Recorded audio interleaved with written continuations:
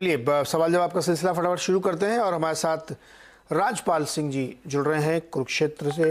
राजपाल जी नमस्कार सर, बताइए क्या मदद की जाए आपकी। सर नमस्कार, मेरे पास IRB के 1000 शेयर है सर। तो इसको लॉन्ग टर्म के लिए लिया है सर, क्या ये ठीक है सर? आपने किस भाव पे लिया IRB इंफ्रा? ये 29 सर। ओके, तो क्या स्थिति बन रही है सर्वेंद्र, क्या करना चाहिए इसमें? देखिए, स्प्लिट होके भाव अब नीचे के आ गए हैं, तो जो एक मेंटल साइकोलॉजिकल फिगर्स रहते हैं इतने सालों से याद थे, वो सारी गणित चेंज हो गई है। बट चार्ट सेटअप में यही लग रहा है कि भाई फिलहाल तो अगर इनके पास दायरा लंबा है तो फिर ठीक है, बट अगर शॉर्ट टर्म जरा भी इनका ध्यान है तो मेरे हिसाब से बाजार में थोड़ा प्रेशर है। अभी इनको ज्यादा नुकसान नहीं है। मेरे हिसाब से एक बार थोड़ा निकल जाना चाहिए और बाद में दोबारा एंट्री करनी चाहिए इसमें। फिलहाल मुझे इसके सेटअप उतने इंकरेजिंग नहीं लग रहे। तो एक बार यहाँ से निकल जाए, जब नीचे कहीं मिले तो फिर से री एंट्री करनी चाहिए राजपाल जी आपको। अगला सवाल है जुगराज सिंह का फिरोजपुर से। जुगराज जी क्या सवाल है आपका? सर मेरा सवाल है, मैंने इंडस टावर का शेयर ले रखा है 201 शेयर, जिसका प्राइस है 165 पे जी। हाँ जी सर जी। तो क्या मूड है आपका, रुकने का इरादा है या प्रॉफिट? सर मेरा तो अभी रुकने का इरादा है। ओके, सर्वेंद्र रुकने का इरादा है। इंडस टावर अभी तो उनको 7 रुपए का प्रॉफिट हो रहा है। जी आई थिंक अच्छे भाव से लिया है, अच्छे रेट से लिया है, और स्टॉक बढ़िया है मेरे हिसाब से। तो ये मेरा ब्रॉड ओपिनियन यहाँ पे रहेगा, और मेरे ख्याल से टाइम फ्रेम है तो मेरे हिसाब से बने रहना चाहिए। कॉस्ट के थोड़ा सा नीचे या कॉस्ट के आसपास स्टॉप लॉस बना के मेरे हिसाब से ट्रेड में बने रहे। ओके सर्वेंद्र, MCX का चार्ट खोलिए, 4.5% नीचे है जी। इसमें खबर ये भी आई कि एक नया मतलब NSE को और कई सारे कॉन्ट्रैक्ट अलाउ करने की, प्लस कई रिपोर्ट्स भी आई हैं, तो ये स्टॉक आज गिर गया। अभी ये चार्ट पे इसका पैटर्न कैसा बनता हुआ दिख रहा है? देखिए चार्ट पे तो रुझान ऑलमोस्ट, अब देखिए जब हम कहते हैं ना कि बहुत सारी सिमिलैरिटी रहती है सेटअप्स में, तो अभी ये ताजा अपना लंबी अवधि के सेटअप्स तोड़ के बैठा है। अभी अपना 200 डे के नीचे चल रहा है, और ओवरऑल ट्रेंड मुझे यहाँ पे वीक लग रहा है, शॉर्ट टर्म मीडियम टर्म भी। तो यहाँ से तो मेरी राय नहीं रहेगी इसमें एंट्री करने के लिए किसी के लिए, जब तक जैसे मैंने बोला क्लियर कट एक रिवर्सल के साइन नहीं आ जाए तब तक नहीं। तो आई थिंक इसकी जो सेफ जोन है वो तकरीबन आता है तकरीबन 1250 1200 के आसपास। वो एक सेफ जोन है इसका, जहां जिसके नीचे लास्ट 2.5-3 साल से 2.5 साल से नहीं गया। तो उन एरियाज के आसपास मिलता है, तो अगर किसी को नया स्टार्ट करना है तो मेरे ख्याल से उन एरियाज के आसपास देखना चाहिए। ओके, विक्रमजीत साहब कोलकाता से हमारे साथ जुड़ रहे हैं। विक्रमजीत बताइए क्या मदद है आपकी? मेरा पास 1500 शेयर्स है बैंक ऑफ बड़ौदा का 168 का भाव में, तो मैं इसे होल्ड कर सकता हूँ और 4 महीना, तो थोड़ा मुझे आइडिया चाहिए जी। 4 महीने अगर बैंक ऑफ बड़ौदा को होल्ड किया जाए 168 की खरीद पर जी, तो क्या ये 180-85 देख सकता है? जी आई थिंक 1 से 3 महीने या 4 महीने के जैसे उन्होंने टाइम फ्रेम बताया, उसमें एक करेक्शन यहाँ पे सारे स्टॉक्स बहुत चले थे, और लास्ट शो में बहुत सारे हमको PSU के क्वेरीज आए थे। तो वही सेम ध्यान अभी भी है कि एक बड़ा करेक्शन, एक बड़ा मूव के बाद एक उसको बचाने की कोशिश चल रही थी। I think by and large हो गई है, या मे बी एक 15-20 दिन और इस रेंज में रह लेगा। बट यस 3-4 महीने में बेस्ट केस मुझे लगता है कि 180-185 इनके लिए पॉसिबल है। लेकिन जब वो ट्रेड ये लेके चल रहे हैं और उस रुझान में चल रहे हैं, और अगर खाली 4 महीने का इनका होराइजन है, तो इनको 152 रुपए के नीचे 150-180 पे इनको एक क्लोजिंग ओनली स्टॉप लॉस भी रखना चाहिए वहां पे। ओके सर्वेंद्र, एक स्टॉक है बड़ा, मेरे ख्याल में लिक्विडिटी थोड़ा कम होती होगी, फोसेको, FOSECO। ओके, मयंक शराफ हैं, इन्होंने 200 शेयर ले रखे हैं 2000 के भाव पर। ये 3-4 साल के लिए रखना चाहते हैं, लेकिन और भी खरीदना चाहते हैं, तो क्या देखते हैं आप फोसेको इंडिया में? अब देखिए एकदम से मैं जो सेटअप्स अभी जो देख पा रहा हूँ, बहुत ज्यादा रेगुलर कवरेज की चीज ये नहीं है। कारण यही है कि बहुत थिनली ट्रेडेड होता है, इसमें वॉल्यूम्स बहुत कम होते हैं। तो ऐसे सब शेयर्स करने के लिए आई थिंक एक अलग लेवल का रिस्क प्रोफाइल चाहिए। बट अगर ये कर रहे हैं, और इनका मान के चलता हूँ कि भाई इनका उस तरह का रिस्क प्रोफाइल है, जहाँ कोई भी चीज जो 5-10 हजार शेयर दिन की ट्रेड होती है उसमें आप पोजिशन बनाते हैं, तो आई थिंक अभी तो फिलहाल सेटअप सारे अच्छे हैं। तो मैं इनको खाली यही बोल सकता हूँ कि भाई अभी जो करंट सेटअप है उसको होल्ड रखें। बहुत ज्यादा थोड़ा ओवरबॉट चल रहा है, तो नई खरीदारी करने की तो मेरी राय नहीं रहेगी। जो फिलहाल इनके पास पोजीशन है मेरे ख्याल से उनको होल्ड रखें, और क्योंकि इस तरह का स्टॉक है तो स्टॉप लॉस भी इनको थोड़ा वाइड देना पड़ेगा। तो मेरे हिसाब से एक साइकोलॉजिकल 2000 का मार्क है, 1980 के नीचे इनको एक स्टॉप लॉस भी मेंटेन करना चाहिए इस बाजार में। कोई भी चीज जो मैं बोलता हूँ, कोई भी चीज है वो फ्रेजाइल है, कोई भी चीज है वो कभी गिर सकती है, तो बाजार का नेचर ही वैसा होता है। तो एक स्टॉप लॉस 1980 के नीचे जरूर रखें, क्योंकि ऐसे तो स्टॉक में बाद में निकलना कभी कभी मुश्किल हो जाता है। ये जो कम लिक्विडिटी वाले स्टॉक होते हैं ना, मैं क्वालिटी में बात ही नहीं कर रहा हूँ, कई बार बहुत अच्छे भी होते हैं, कई बार खराब भी होते हैं। तो इर्रेस्पेक्टिव ऑफ क्वालिटी, अगर लिक्विडिटी बहुत कम है ना और मान लीजिए दुर्भाग्य से नीचे आना शुरू हुआ, तो आपकी फिर एग्जिट बड़ी मुश्किल हो जाती है, आप ही उसको और गिराओगे। और वैसे ही दूसरी तरफ भी होता है कि अगर ये चलना शुरू हो गया और आपने लेना शुरू किया तो आप ही उसके दाम भी बढ़ाते रहोगे। तो जो बहुत इलिक्विड काउंटर है उनको थोड़ा सा उस लिहाज से भी जरूर देखना चाहिए। अगला सवाल है चिराग का, जो मेरठ से हमारे साथ जुड़ रहे हैं। चिराग जी बताइए क्या सवाल है। सर मेरे पास 26 शेयर है अडानी एंटरप्राइजेस के 428 रुपीज पे। 400 पे नहीं, 1428 रुपीज पे। 1428, 1428, ये प्राइस सही करिए उसके। तो अभी आप अभी हाल फिलहाल में लिए हैं, कितने दिन पहले लिए थे? ये हाँ सर, मैंने अभी ये रिसेंटली लिए हैं 10-15 दिन के अंदर ही। ओके, आज तो फायदा 4.5% का आपका। सरवेंद क्या करें भाई, ये तो उनको फायदा हो रहा है अडानी एंटरप्राइजेस में? सर एज अ प्रिंसिपल हमने जो लास्ट शो में भी हमने चर्चा की थी कि इनको सबको अभी फिलहाल अवॉइड करेंगे जब तक इनका न्यूज फ्लो सब ठंडा नहीं पड़ता और जब तक डस्ट सेटल नहीं होती है तब तक इनको अवॉइड करेंगे सर। ओके, तो चिराग जी आपने सुना, ये सवाल भी मैंने इसलिए लिया दर्शकों की मदद के लिए कि जहाँ पे बहुत ज़्यादा खबरों का आना जाना लगा रहता है ना, उसमें राय बनाना बड़ा मुश्किल हो जाता है चिराग जी। अब मैं ये भी नहीं कह सकता कि आप एग्जिट बुक कर लें, प्रॉफिट बुक कर लें, मैं ये भी नहीं कह सकता कि आप इसमें बने रहें। तो हमारे लिए बड़ी दिक्कत ये है कि न्यूज़ फ्लो बहुत ज़्यादा है, आप भी पढ़ रही रहेंगे रोज़ खबरें। तो इसमें बस यही मैं कह सकता हूँ कि आपकी मनी सेव्ड होनी चाहिए, बस ये आप ध्यान रखें, बाकी आप समझदार आदमी हैं। Yes sir, thank you. तो चलिए अगला सवाल लेते हैं। R.A. शर्मा का, फरीदाबाद से हमारे साथ जुड़ रहे हैं। शर्मा जी नमस्कार, बताइए क्या सवाल है? नमस्कार जी। सर मेरे पास बजाज ऑटो के 100 शेयर है, 10 शेयर है 4000 के रेट से। 10 शेयर है 4000 के रेट पे? हाँ सर, काफी बार 4000 के लेवल के आसपास आया, फिर नीचे चला गया ये, तो मैं बेच ही नहीं पा रहा हूँ इनको। आपने लिया भी तो बहुत ऊपर था शर्मा जी। हाँ सर, लिया बहुत ऊपर था, उस समय 4400 था, तो 4000 पे आते के साथ मैंने ले लिया था इसको। तो अच्छा, लेते समय किसी से राय ली थी? नहीं सर, राय नहीं ली थी। अच्छा, ओके। बस ये था कि 4400 था, तो 4000 पे जैसे आया मैंने सोचा 10% डाउन ले लेते। और फिर क्या टारगेट क्या रखा था, कब बेचेंगे इसको? नहीं सर, मैं टारगेट नहीं रखा, पर मुझे लग रहा है कि टारगेट तो शॉर्ट टर्म का था, पर ऑब्वियसली लॉन्ग टर्म हो गया, काफी टाइम से रखा हुआ है मेरे पास। और स्टॉप लॉस भी नहीं रहा होगा? नहीं सर, स्टॉप लॉस भी नहीं रहा। तो सेम क्या सर BPCL में हो गया, मैंने 478 पे लिया था। 478 पे? 478 पे लिया था BPCL, जब उसका डिविडेंड आ रहा था 58 रुपीज वाला, उस समय लिया था मैंने, और उस समय फिर बाहर नहीं आ पाया, उस समय से बाहर में फिर। ओके, बताइए भाई सरवेंद जी, बजाज ऑटो 4000 पे लिया है, क्या करना चाहिए इनको?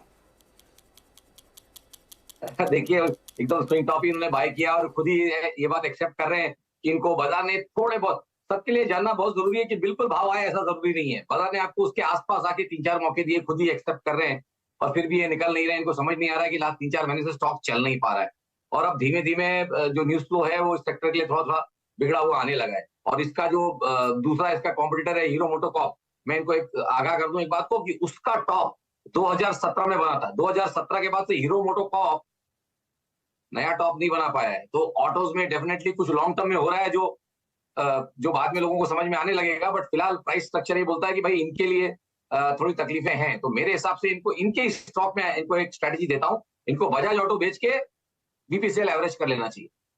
BPCL में वही सारा पैसा BPCL में डाल दें बजाज ऑटो बेच के, तो BPCL इनको यहाँ से चल के वो 10-12 टके इनको दे देगा, 330-340 पे तो निकल जाएंगे, तो हीरो मोटो का इनका पैसा निकल जाएगा। नहीं, लेकिन BPCL इन्होंने 478 पे लिया, हालांकि डिविडेंड वगैरह मिला होगा, तब भी 478 बहुत ऊपर प्राइस था भाई। नहीं, वो बहुत ऊपर का प्राइस है। फिलहाल BPCL में इनको यहाँ से होल्ड बोल रहा हूँ, बेचना नहीं है, एवरेज करना है। तो बजाज ऑटो बेच दें और BPCL ले लें उसी पैसे से। बिल्कुल सही, तो ये राय आपके लिए है भाई शर्मा जी। अब इसमें एक चीज मैं और जोड़ना चाहता हूँ, शर्मा जी आप सुनिए ध्यान से। जी जी। देखिए, बजाज ऑटो ने अभी अपने रिसेंटली जो मंथली सेल्स के नंबर दिए, उसके साथ साथ उनका आपने देखा होगा तो एक्सपोर्ट कमजोर था, क्यों? क्योंकि जो कमजोर था। हाँ, नाइजीरिया की जो मार्केट इनकी है वहाँ दिक्कतें चल रही हैं, वहाँ पे गाड़ियाँ कम जा रही हैं एक्सपोर्ट, तो खुद कंपनी मान रही है। तो इस वजह से ये स्टॉक लगातार प्रेशर में रह रहा है, क्योंकि एक्सपोर्ट इनका बड़ा डोमिनेंस है, बहुत बड़ी मात्रा में एक्सपोर्ट करते हैं। आप देखिए आज मारुति के भी एक्सपोर्ट कमज़ोर रहा है।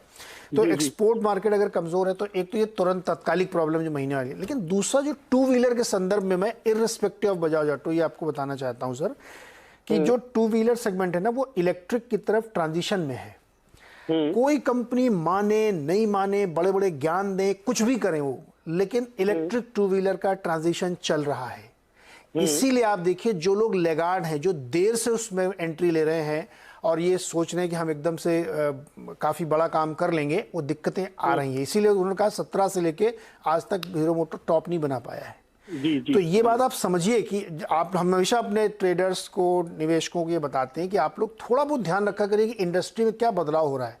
अगर पूरा बिजनेस ही आपका बदलने वाला है और आप अभी पुराने में डटे पड़े हो, पहले तो 3 साल हम मानेंगे नहीं कि चेंज हो रहा है, और फिर जब मानेंगे तो बहुत धीरे धीरे करेंगे। तो इस वजह से टू व्हीलर के सामने एक ऐसी समस्या, ऊपर से एक्सपोर्ट वाला और मतलब करेला और नीम चढ़ा हो गया। तो खैर ध्यान रखिएगा, आप इसमें से जब भी उछाल मारे तो एग्जिट लेके फिर आप उधर बीपीसीएल में जाइएगा। तो सर बीपीसीएल में क्या लेवल हम देख सकते हैं जिसपे आके मैं बेच सकता हूँ उसको? थोड़ा बीपीसीएल का और बता दीजिए। सरवन जी, बीपीसीएल कहाँ पे बेचना ये बताइए। अच्छा देखिए, बीपीसीएल एक मोटा मोटी 300 रुपए से लेके 360 365 की रेंज में फंसा हुआ है, और आज एक 1.5 साल हो गया, 1.5 साल के करीब मुझे मोटा मोटी दिख रहा है। तो आई थिंक वही मैंने इनको बोला कि बीपीसीएल इनको शायद वो 15-20% कमा के जल्दी दे दे, और बजाज ऑटो में जिस तरह से प्रेशर डेवलप हुआ है, पॉसिबली ये स्टॉक गिरता है। और बीपीसीएल में ये है कि इनको एक डिसेंट डिविडेंड डील भी अच्छी छूटती रहेगी। खैर वो तो बजाज में भी छूट रही होगी, बट यहाँ पे थोड़ी बेटर एक डिविडेंड डील भी छूटेगी।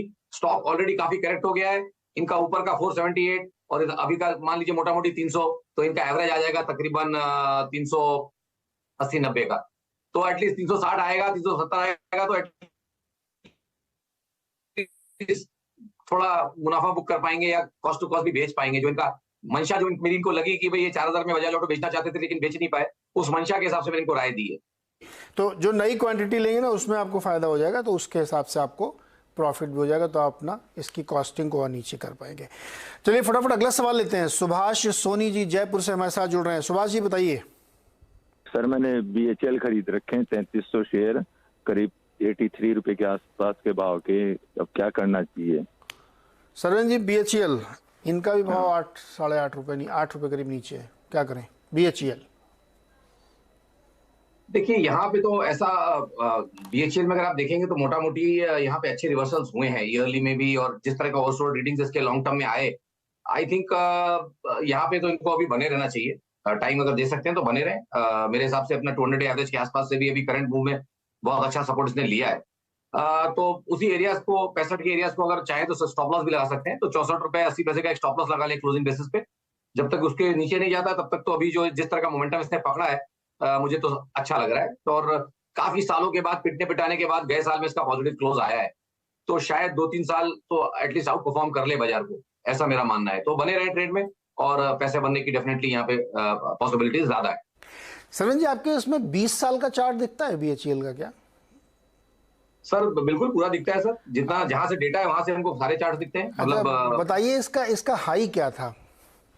15-20 साल का इसका हाई था, जो मेरे पास एडजस्टेड चार्ट दिख रहे हैं उसमें 390 रुपए 80 पैसे का इसका हाई आ रहा है, और वो हाई बना था इसका 2007 के बुल मार्केट के टॉप में। 8 में भी नहीं बना था, 7 में ही बन गया था दिसंबर के महीने। और ये एडजस्टेड प्राइस है?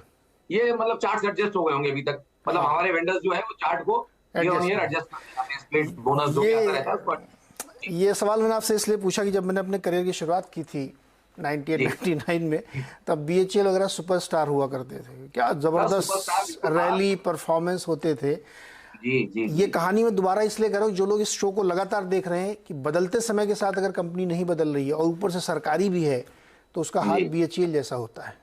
इंजीनियर्स इंडिया लिमिटेड एक और ऐसा ही उदाहरण है कि अपने हाइस को नहीं तोड़ पा रहे हैं, लगातार उसमें फंस जा रहे हैं। तो ये अब खैर चूंकि आपने तो अभी हाल फिलहाल ही लिया होगा, तो ट्रेडिंग के लिहाज से जो राय दी गई है आपको सरवेन जी की तरफ से, उसको ध्यान रखिएगा। लेकिन ये सब चीज़ें, कहानियाँ इसलिए सुनाई जाती हैं कि आप सतर्क रहें, जागरूक रहें, जागरूक निवेशक बनिए। आप सोने वाले दिन चले गए, अब बीएचईएल में मान लीजिए किसी ने 20 साल पहले पैसा लगाया होता तो अभी इसको क्या बन रहा होगा। तो इसलिए जागरूक रहिए थोड़ा सर। इसमें मैं बोलूंगा जो हमेशा मैं बोलता हूँ, लोग इस चीज को जाके देख लें, मेरा डेटा नहीं है, सेंसेक्स अमूमन 3-4 साल में एक बार 30-40% का इंडेक्स करेक्शन कर लेता है। तो लोग खाली बाय एंड होल्ड करके बैठे रहते हैं, मुझे समझ में नहीं आता है। अगर 30% इंडेक्स करेक्ट कर रहा है ऑन एन एवरेज हर 4 साल में, तो पोर्टफोलियो तो आपका हर साल में झूला झूल रहा है, हर 4 साल में 100 का 70 हो रहा है या 60 हो रहा है। तो कोशिश ये भी करनी चाहिए कि 3-4 साल में एक बार पूरी सफाई करें, जैसे घर की करते हैं दिवाली में, सफाई करें, कचरा साफ करें और नए अच्छे फ्लेवर, अच्छी चीजें ऐड करें। तो क्या होगा, एक ब्लेंडेड रिटर्न बहुत बढ़िया बनेगा। लॉन्ग टर्म ट्रेडिंग जिसको बोलते हैं, पोर्टफोलियो के अंदर ट्रेडिंग करनी पड़ती है हर 4 साल में। जो नहीं करता, आई डोंट नो कि वो उनका फिर वो एकदम म्यूटेड रिटर्न्स आएंगे और वो कभी बाजार को बीट नहीं कर पाएंगे। ओके, फटाफट चलते हैं गोपाल जी के पास। गोपाल पांचाल भरूच से हमारे साथ जुड़ रहे हैं। गोपाल जी नमस्कार, बताइए क्या सवाल है। नमस्कार वाजपेयी जी, मैं आपका बहुत बड़ा फैन हूँ। धन्यवाद सर। जस्ट अभी मेरे पास पैराडीप फॉस्फेट के 500 शेयर्स है एट द रेट ऑफ 63। तो अभी क्या करूँ साहब, बहुत कम आ गया है, हो गया है। 55 रुपये पे आ गया। सर्वेंद्र, ये बहुत पुरानी लिस्टिंग नहीं है, रिसेंट में हुई थी, हमारे ख्याल में 6-8 महीने तो हो ही गए होंगे कम से कम। पारादीप फास्फेट, क्या करना चाहिए इसमें? देखिए, रिसेंट लिस्टिंग है, डेटा कम है, तो इसको एकदम शॉर्ट टर्म के नजरिए से देखेंगे। मेरा थॉट यही है कि फिलहाल शॉर्ट टर्म में मैं इसको देखूं तो इसको एक अच्छे सपोर्ट रहे हैं, यही राउंड फिगर 52-50 का रेंज देखें तो आई थिंक 50 के आसपास, 50-52 के आसपास अच्छे सपोर्ट रहे हैं लास्ट 4-5 महीनों में। तो जब तक अपने साइकोलॉजिकल राउंड नंबर 50 के ऊपर टिका हुआ है, तब तक I think overall setup short term यहाँ पे सही है। ऊपर में जो बेस्ट केस मुझे दिख रहा है नेक्स्ट 1 से 2 महीने में, वो दिख रहा है कि भाई ऊपर में 65 से लेके 70 तक की जगह बनी हुई है। तो मेरे हिसाब से 49-40 का एक स्टॉप लॉस रखें क्लोजिंग बेसिस पे, और अगर बने रहना है तो 65 से 70 के टारगेट्स यहाँ पे आने चाहिए। ओके।